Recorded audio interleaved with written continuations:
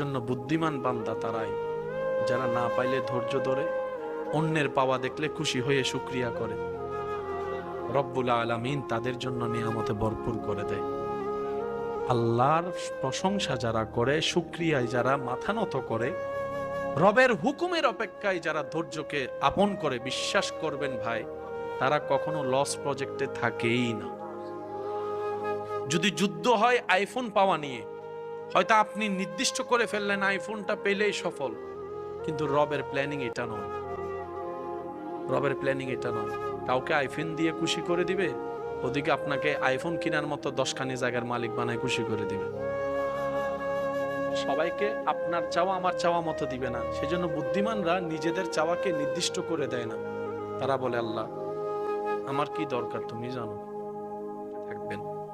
হয়তো আপনাকে কেউ এসে বলবে, একটু টিচ মারবে, একটু গুতা মেরে বলবে, আমি তো পাইছি দেখ আইফোন 17, 18 প্রো ম্যাক্স, তোরটা তো ভাঙ্গা। বলতে দেন, বলতে দেন, বলতে দেন। যে যেভাবে বলে খুশি হয় হতে দেন, যে যেভাবে করে শান্তি পায় পেতে দেন। 1 মিনিটে যদি গোল দেয় খুশি হওয়ার কিছু নাই, 90 মিনিটে গোলটা কে দেয় এটা তো একটু দেখতে হবে। সব সময় প্রথম দিয়ে যদি আপনি সব ফুল পাওয়ার শেষ করে ফেলেন, 90 মিনিটের খেলা তো আপনার পক্ষে সম্ভব না। সেজন্য যারা বড় বড় কোচ আছে, মেইন প্লেয়ার গুলাকে রেখে দেয়, শেষ টাইমে করে নামাই, যেন এনার্জিও থাকে। ওনারা এনার্জি থাকতে থাকতে যেগুলো ওইদিকে সব দৌড়াইতে দৌড়াইতে 80 মিনিটে দুর্বল হয়ে যায়। হিসাবটা একটু বোঝার চেষ্টা করবেন।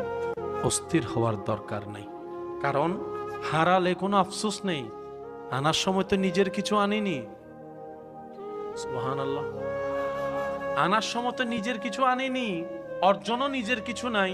চোখটাও রবের দেওয়া, শোনার কান রবের দেওয়া, চলার পা রবের দেওয়া, ব্রেনটা রবের দেওয়া, নিঃশ্বাসটা রবের দেওয়া, প্রত্যেকটা রিজিক তো রবের দেওয়া। আমার বলতেই তো কিছুই নাই, যাই কিছু পেয়েছি সব তো রব দান করেছে।